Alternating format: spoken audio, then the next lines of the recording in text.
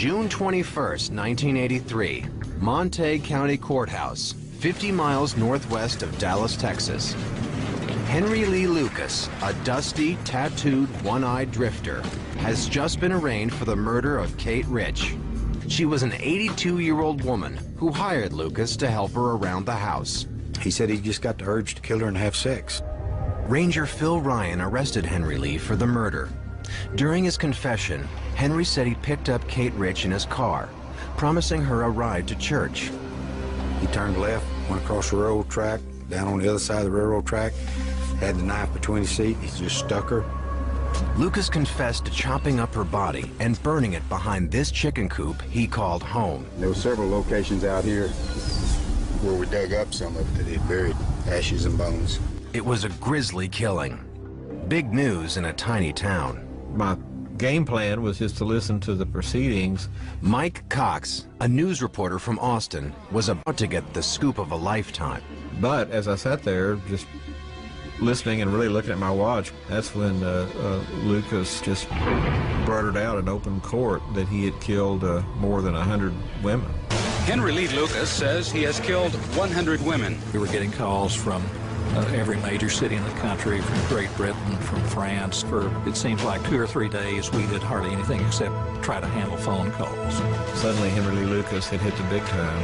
Henry claimed victims in Florida, Louisiana, Oklahoma, West Virginia. I've killed them in every way there is except poison.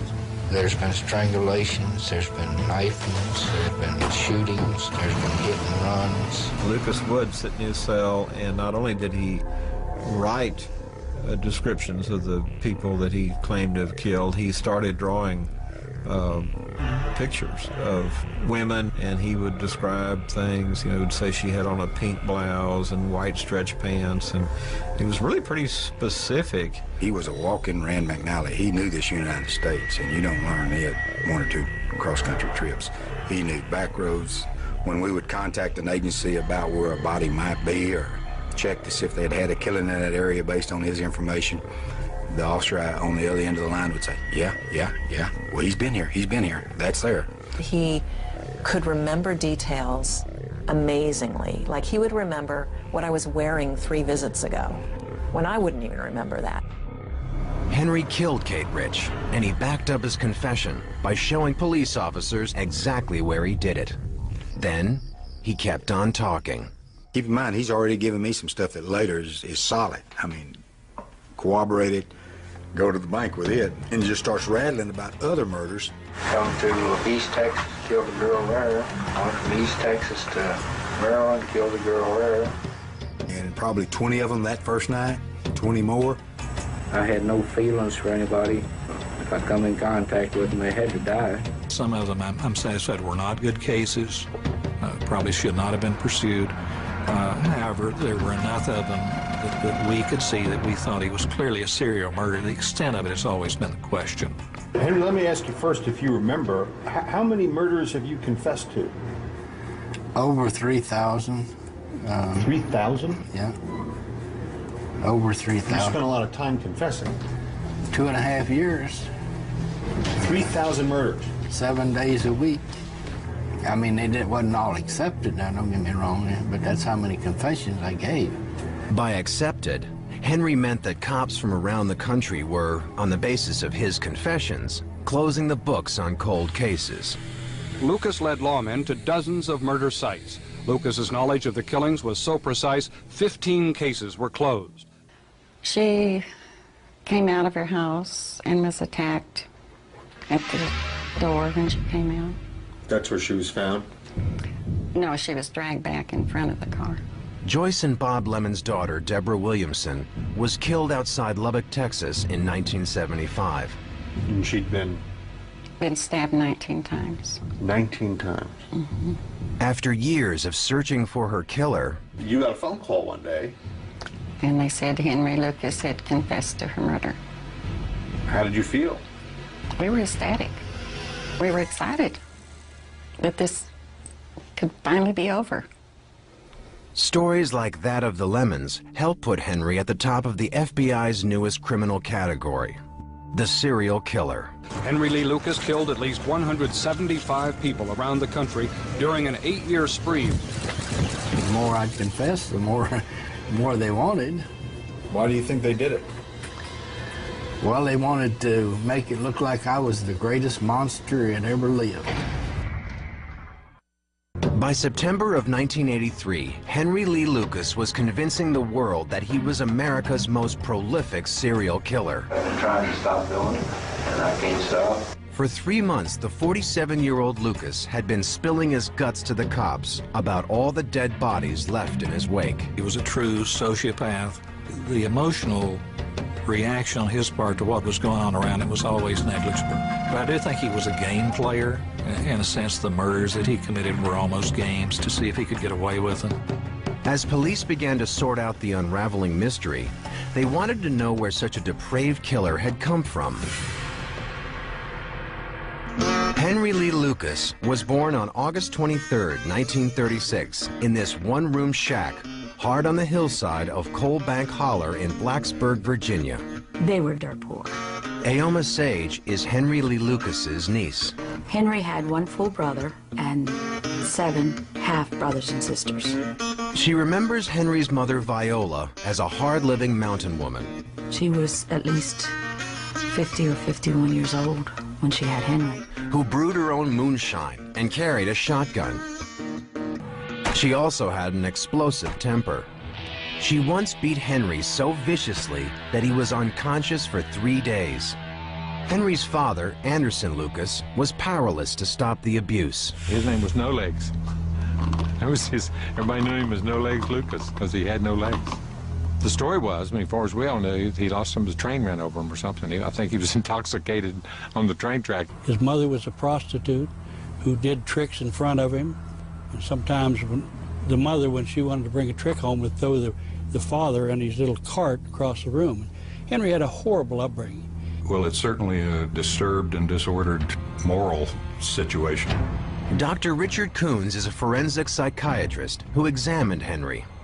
Sex was not dealt with in any reasonable kind of way with him. And his mother asking him to watch it or allowing him to watch it, I mean, that's depraved. And the misery just rolled on for Henry. His brother Andrew added another offense. Henry and Andrew were in the yard playing. Andrew had a knife, and apparently Henry had made Andrew mad, and Andrew struck him with the knife. The eye was where it had been damaged, had no pupil, it was just milky white. Eventually, he got a glass eye that sort of tended to drift away from where the other eye was, so it definitely gave him a distinctive appearance. In an odd way, Henry's looks suited his emerging personality. He was just sort of withdrawn, went off to himself. He didn't know how to communicate with the kids, so he would do things to get attention that was just, I don't know if he intended to scare them, but he did. So he just kind of grew up like a weed. He doesn't have any direction, he doesn't have any goals. His mindset was that of, I want what I want when I want it. And what he wanted most was to have his mother out of his life. So in 1950, when Henry's father died, drunk, the 14-year-old dropped out of school, ran away from his hometown, and into a life of crime and perversion. He claimed that he would start torturing and killing animals and having sex with them. He started setting things on fire. Eventually, he moved on to just stealing, and that's what got him into reform school. At the age of 18, Henry was sentenced to a 4-year stretch in the Virginia State Pen. It was hard time, but ironically, he thrived behind bars. Really, for the rest of his life, he felt more comfortable in an institutional setting because he did get regular meals, he had indoor plumbing. When he was released in 1959, Henry left the state. He traveled to Tecumseh, Michigan to live with his sister Opal and try to stay out of trouble. But on the night of January 11th, 1960, trouble came looking for Henry. It was his mother. They met in a bar and started drinking. I was drunk, and I'd gotten an argument with her in a tavern. Henry Lee Lucas gave his side of the story to CBS News in 1998. because she come in there wanting me to go back home. And I said, I'm not going back with you. I don't want nothing to do with you. So she started pitching a real bitch about it, you know, and then I got up and left the tavern and went on back to where I was living at. And sometime during the night, she come in there with a broom handle and started beating my brains out. And I hauled off and swung at her. He would never say, I stabbed her in the neck, but that's what he did. She landed between the bed I was at and the old steel bed over on the other side of the room.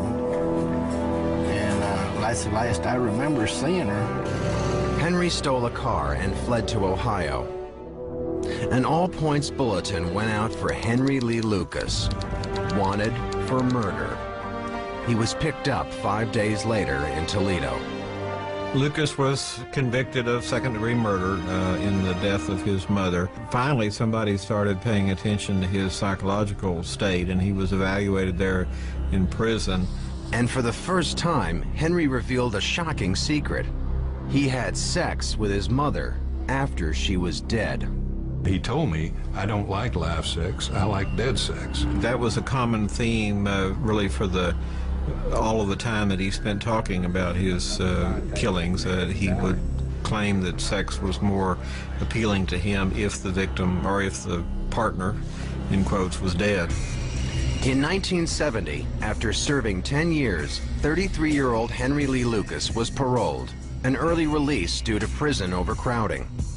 A year later, he was in trouble again, nailed for attempted kidnapping. There was 3 girls waiting to go to school, and he stopped to ask them if they wanted a ride. And the girls started screaming rape and everything else. As far as I know, he never had done anything with them. His family may have believed him. The judge didn't. Henry was back in the joint. It was the early 1970s. Rehabilitation was the new buzzword. Instead of hard time, Henry was examined by psychiatrists and social workers who described him as emotionally needy. Cops saw Henry as dangerously manipulative. He rationalized any action. I mean, he could justify whatever he did or needed to do, and always felt that a lie would get him out of it. Stuck in prison, Henry was starved for the attention he craved. So when he got a letter from a family friend and single mother named Betty Crawford, Henry latched on. They continued corresponding. In 1975, after his 5-year sentence, they were married. The night of their wedding, where we stayed at, there was a pull-out bed. Constance Damron was 7 when her mother Betty brought Henry home.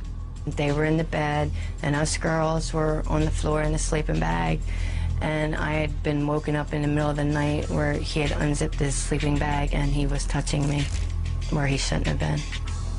It was the beginning of 2 years of sexual torture, carried on in secret. He threatened to kill our mother if we told anybody. He was serious. I mean, there was no joking about him. Eventually, Constance got the courage to stand up to Henry.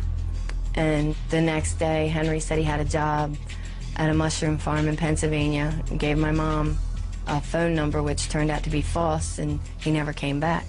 Henry started drifting between family members, persuading them to take him in. A nephew took pity on him and got him a job laying carpet in West Virginia. There he met an 18-year-old single mother, Rhonda Knuckles. From the outset, Rhonda noticed something abnormal about Henry. He avoided me. He didn't like to be touched, and he would say things to me to scare me. He told me that he was going to cut my heart out. He was going to eat part of it. The situation reached a boiling point. Rhonda told Henry she was leaving and made a move for the door. Henry pulled out a butcher's knife and forced her back inside. He had the trash bag that he said he was going to cut me up and put me in, and he put the trash bag over my head. He was trying to suffocate me with the trash bag, but he didn't. Instead, Henry began to systematically torture Rhonda over the span of 3 days. At one point, he made me take off all my clothes, and he tied me up, and I thought he was going to rape me, but he didn't. he urinated on me. Finally, on the third day, Rhonda's friend came knocking on her door. It caught Henry off guard, so Rhonda bolted outside, leaving her baby behind. When her relatives heard the story, they came back with a shotgun. Henry handed over the baby and defended himself in the best way he knew. He lied. Henry told him that I had lost my mind, that I was trying to kill him and all this stuff, and that he had been taking care of the baby for 3 days. And they believed him. In 1978, Henry Lee Lucas was living on the fringe of society. He was 42 years old. He'd spent half of his life behind bars. After sexually assaulting his stepdaughter and terrorizing his girlfriend, Henry was on the run.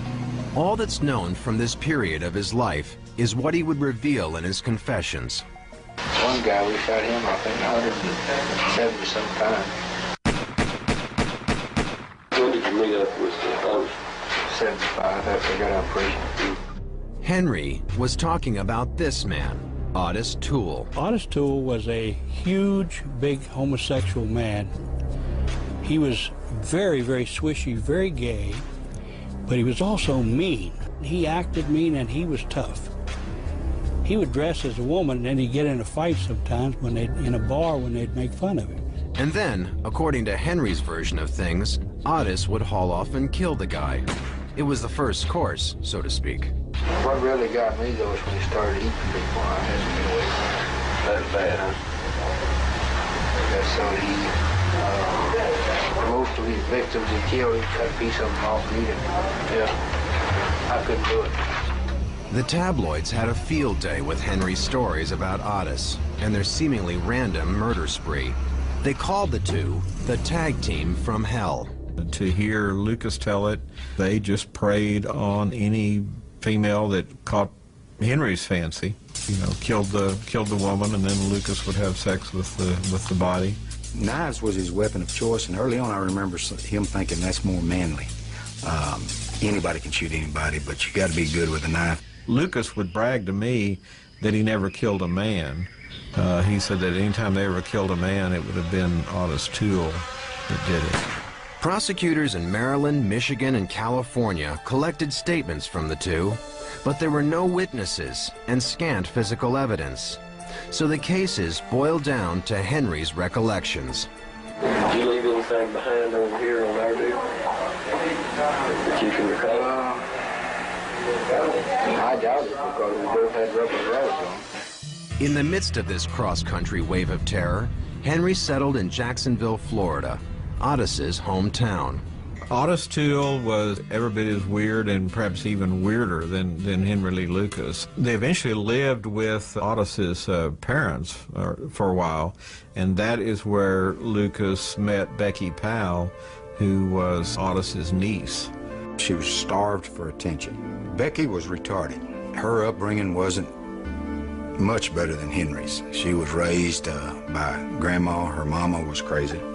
If the two made for a bizarre-looking couple, Henry didn't seem to mind. I think she actually looked up to Henry almost maybe as a father-like figure to some extent. I would guess it'd come as close to being the love of his life as Henry could get. And for the first time since his release from prison, Henry got steady work. He took a job with Otis at a roofing company, fixed cars for people in the neighborhood, and sold scrap metal, all to help keep Becky happy. But Henry would also jealously guard his young lover's time. He kept Becky away from school, the one place where she tried to fit in. I read some of her school books that she had accumulated somehow, and she'd study, and then she'd give herself a test at the end, and then she'd write her own praises. Very good, very excellent, you know, and that kind of stuff, and it sort of made you sad for her because she was studying the book herself, taking her test, and then grading it herself and telling herself how good she was. By January 1982, Becky's already meager family life began to fall apart. Her mother had died of a drug overdose. A few months earlier, her caretaker grandmother passed away. Becky was suddenly in the care of two ex-cons, her uncle Otis and his buddy Henry Lee Lucas. The state of Florida intervened and took Becky to an emergency shelter. Henry was furious. He got word to Becky and convinced her to run away with him. And they just hit the road and started traveling. Lucas favored the interstate highway system, and they would just drive from place to place. They would sleep in the car, they would camp out, they drove junkers that other people had abandoned that Henry could fix up and keep going. They came through Houston on I-10 and out towards California, and that's where they met up with Jack Smart. Jack Smart owned an antique shop. He and his wife Obera took pity on the young couple and offered Henry a job. In May, Obera Smart asked Henry if he would be willing to work for her aging mother, Kate Rich, in North Texas. For Henry and Becky, the plan was a lifesaver. For Kate Rich, it was a fatal mistake. He pointed to the ground and he said, if you dig right there, you'll find part of her.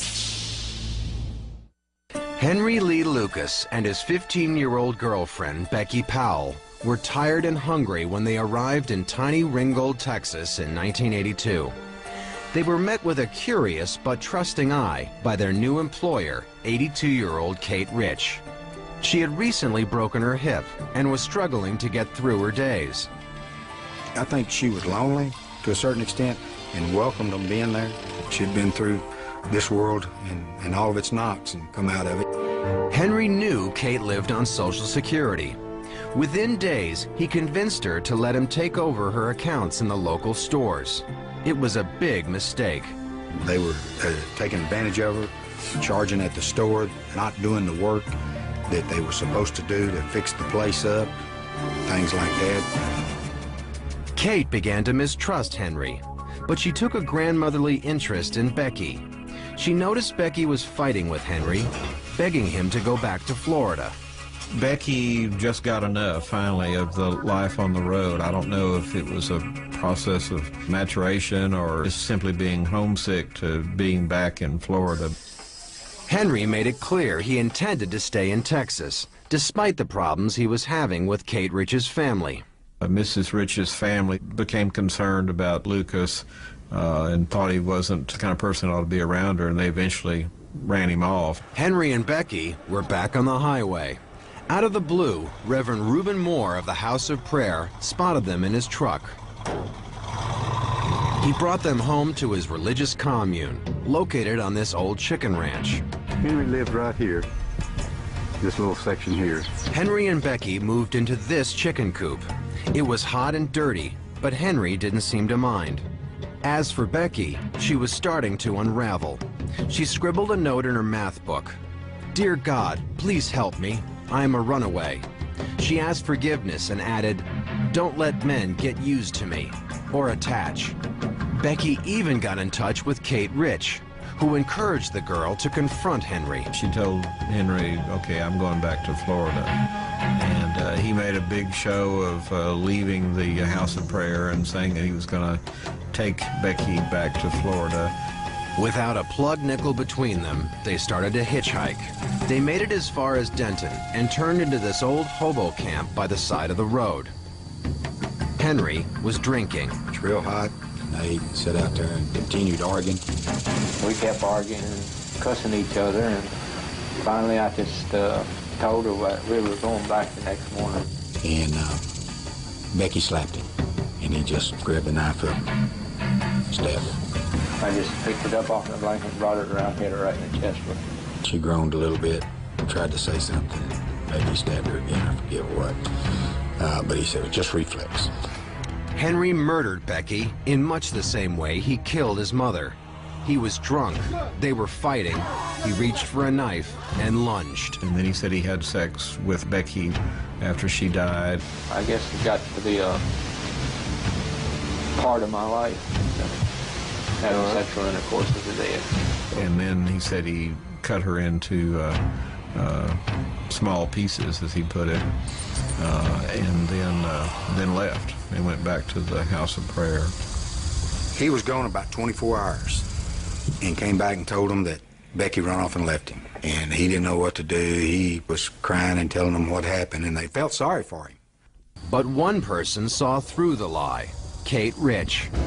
When people at church told her Becky was missing, she wanted to know what happened. She was asking questions. Henry made a cold-blooded plan to shut her up.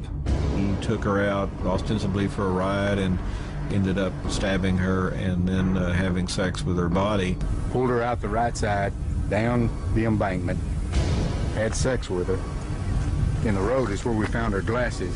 And washed out the other end is where we found the part of her clothing. He left the body out for a while and then thought better of that and retrieved the body and took it back to his quarters in the chicken coop and cut it up and then burned it in a stove. Within days of Kate Rich's disappearance, her children filed a missing persons report. When the local sheriff, Hound Dog Conway, heard about Henry Lee Lucas and his long prison record, he knew the little drifter was good for the murder.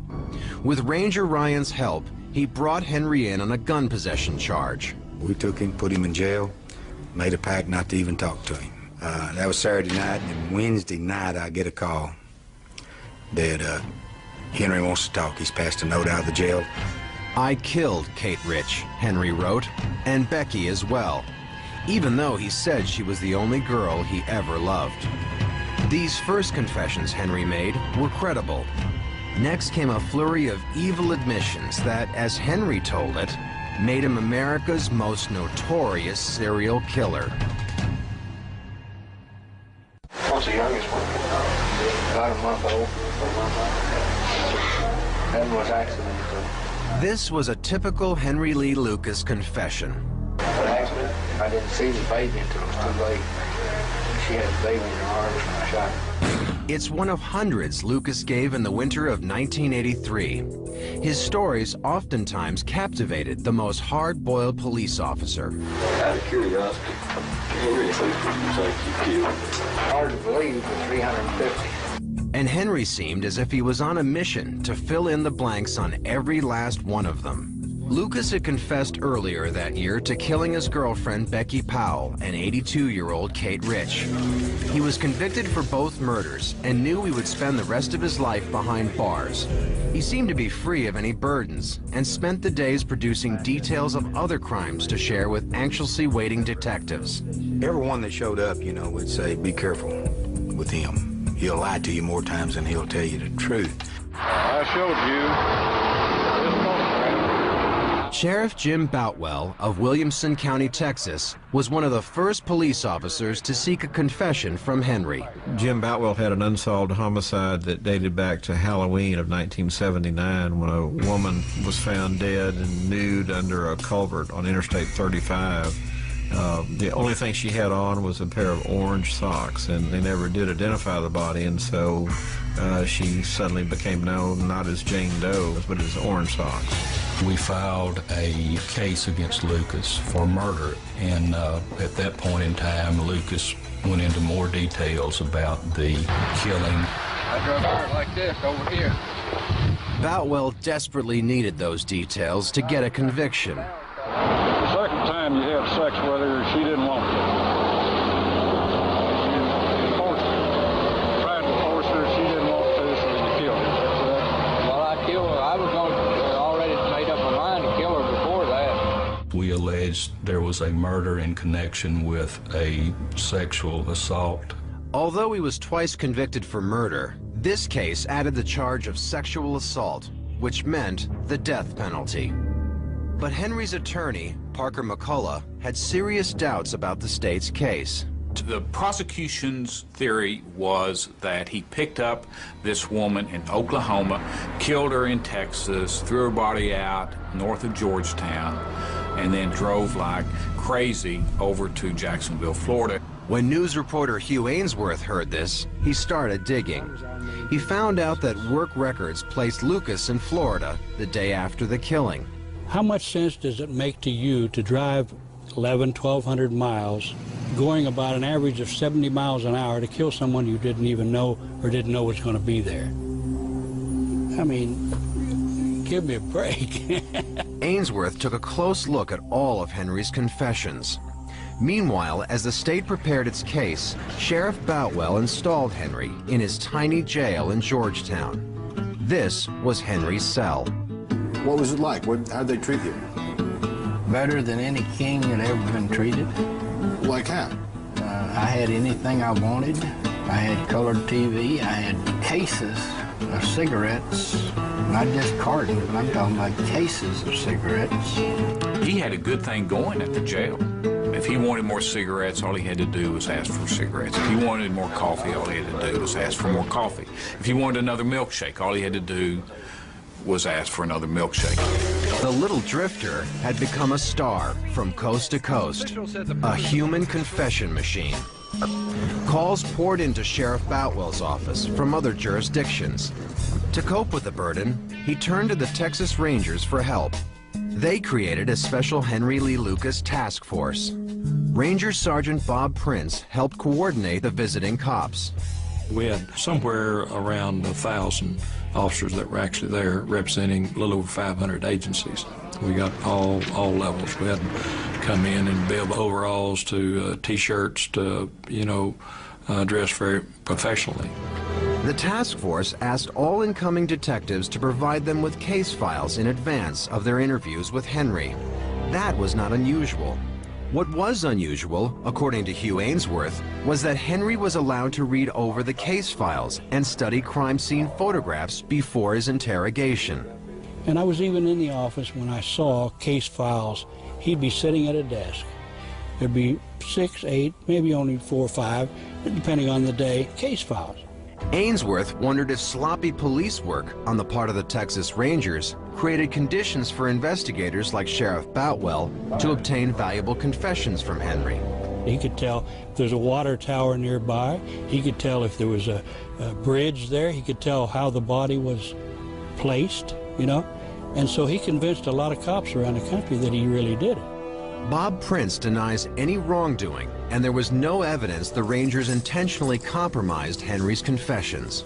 We would talk to him about how to handle the interview, what to do, what not to do, mainly what not to do. Don't feed him information. Don't show him photographs.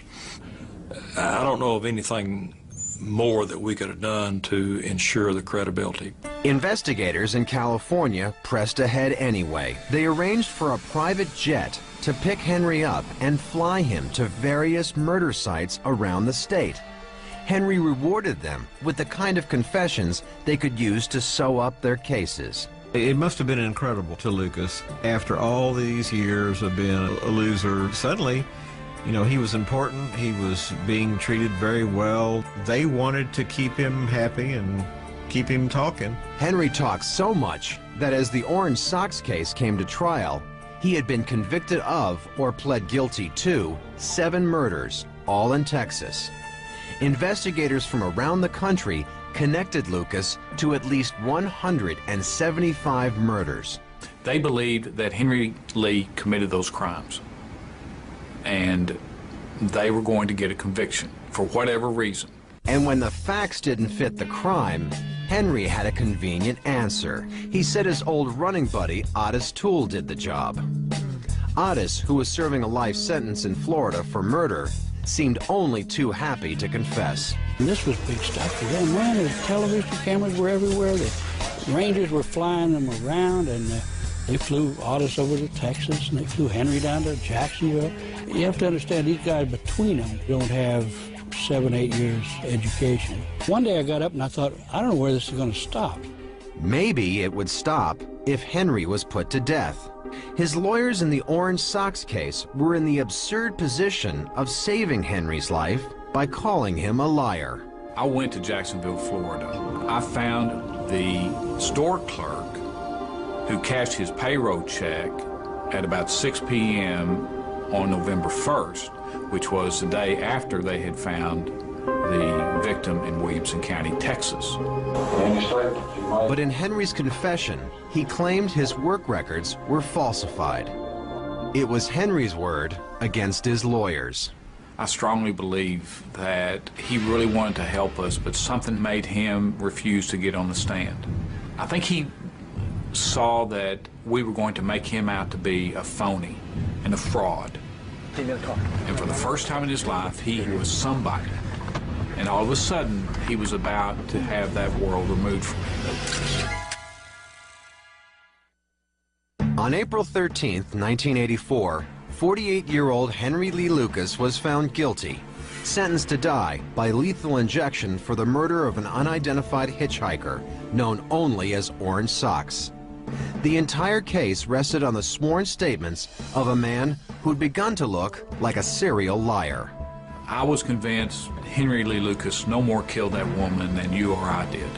One by one, Henry's other confessions began to unravel. Victims' families faced the painful prospect that their peace of mind had been built on lies. There wasn't one single thing in his confession that really happened at her murder. Joyce Lemon spent $100,000 investigating Henry's confession about her daughter's murder. He said he entered a patio door. He could not have because there was a big china cabinet in front of it. Said he chased her all through the house. There was nothing disturbed in the house. The Lemons tried contacting the Lucas Task Force. No one in authority seemed to be listening. They hated us. They hated you? They hated us. How do you know they hated you? Well, for one, they told us. No, they said we... They said that we couldn't touch anything they were doing. They didn't want to stop. They were heroes. They were given badges, they were given guns, they were given honors.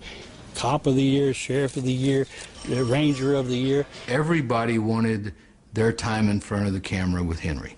Waco District Attorney Vic Feazell was the next investigator to deal with Henry's confessions. While Lucas had admitted to 3 murders in his county, Feazell wasn't so quick to believe him. I wanted to find out before I let somebody come in and plead guilty whether or not they'd really done it or not. Feazell convened a grand jury, and armed with a court order, he forced Sheriff Boutwell to release Henry into his custody. Our doctors looked at him and took blood tests, and they said this man is on enough Thorazine to knock out a horse. And Thorazine will make somebody very pliable, very suggestible. They'll tell you what you want to hear. Once off the drug, Henry started singing a different tune. Suddenly he was a different man. He started saying, I didn't do that. I didn't do it. I was wondering when somebody was going to wise up to all of this. Then on April 14th, 1985, the rest of the country got wise to Henry Lee Lucas. A series of investigative reports by Hugh Ainsworth splashed across the front page of the Dallas Times-Herald. The task force, the convictions, the whole three-ring circus had been based on Henry's evil imagination. They had not one piece of forensic evidence. Now think about that a minute. They had not one fingerprint, not one hair match, not one piece of fabric, not one thing. Something went wrong. There was not a check somewhere that said, wait a minute, are you sure you got the right person? I would say maybe I shot her, you know. And they said, no, that's not right, you know. Well, I know it has to be something else. So I would say, well, maybe I strangled her. And that wouldn't be right. So they said, well, no, that ain't right, you know. I said, well, maybe I stabbed her. And they said, oh, yeah, that's right now. That's right. Henry's recantations were big news. But despite a flurry of negative press and a scathing report by the state's attorney general, little was done. The Henry Lee Lucas Task Force was disbanded. Bob Prince has since left the Rangers, but continues to defend the task force. In retrospect, in looking at this, of course, many times over the years, I don't know a whole lot we could do different. Over the next decade, a handful of Henry's accepted confessions were thrown out, but 214 murder cases were permanently closed. Henry remains the killer of record. People say to me, well, he's just a dirtball. What in the world, what does it matter? Well, I'll tell you what it matters. If you write off 214 murders, that means 214 murderers walk free forever. You don't ever come to terms with it. You just keep hoping, praying, wishing that one day it'll be done. Henry was moved to death row. Over the course of the next decade, his lawyers repeatedly tried to get his death sentence overturned. The Supreme Court refused to hear his appeal. Henry's fate rested in the hands of then-Governor George Bush. His office had not issued a single pardon to a death row inmate. Henry was scheduled to die on June 30th, 1998. I told Governor Bush the guy should never walk the street again, but he also shouldn't die for a crime he did not commit. Anti-death penalty advocate Rita Radisitz wrote a petition to the Clemency Board in a final attempt to save Henry's life. And we got a lot of support from victim family members saying that if Henry didn't do the crime, we don't want him executed because he supposedly killed my mom, and if he didn't kill her, I want to know who did. And if they execute him, I'm never going to find out. 4 days before Lucas was scheduled to die, the board issued its decision. Texas Governor George W. Bush tonight commuted the death sentence of convicted murderer Henry Lee Lucas to life in prison. It would mark the only time Governor Bush commuted a death row sentence. Henry returned to the general prison population. He was out of the spotlight and unhappy about it. He said he preferred life on death row. On March 12, 2001, Henry died of massive heart failure. The once famous serial killer died a serial liar. I don't know. It was like he was just seeing how far he could go. You know, will they believe this? Well, I'll add that. Will they believe that? Well, I'll make it even bigger. Well, man, if they believe that, well, then I'll put a cherry on top and see if they believe that. It is irrefutable that he killed his mother. It is, in my opinion, irrefutable that he killed Mrs. Rich. In my opinion, it's irrefutable that he killed Becky. Lucas was a killer. What is in doubt is how many people he actually killed.